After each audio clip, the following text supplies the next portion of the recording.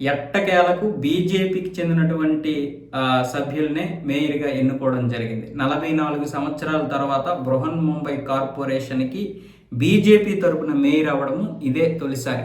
అంతకుముందు ఏమొచ్చేసి 1983, 84, 82 ఆ ప్రాంతంలో ప్రభాకర్ పాయ్ గారు మేయర్గా అయ్యారు బీజేపీ నుంచి. ఆ తర్వాత ఠాక్రేల కుటుంబమే పరిపాలించింది బృహన్ ముంబై కార్పొరేషన్. ఇప్పటి వరకు ఎవరూ కూడా శివసేన సభ్యులు తప్ప ఎవరిని రానివ్వలేదు. ఇప్పుడు మళ్ళీ 44 సంవత్సరాల తర్వాత 4.5 దశాబ్దాలకి బీజేపీ మళ్ళీ అక్కడ రీతు తాండేని అక్కడ మేయర్గా నియమించడం జరిగింది.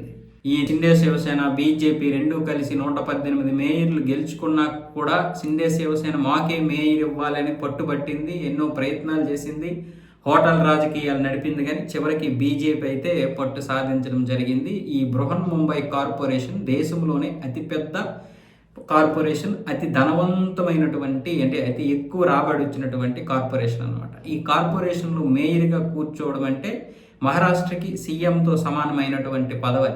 అందుకోసం ఇప్పుడు బీజేపీ షిండే శివసేన తీవ్రంగా పోటీ పడ్డాయి. చివరికి బీజేపీకి అయితే ఈ యొక్క అవకాశం దక్కింది. దీంతో ఠాక్రేల కుటుంబానికి తెరపడింది.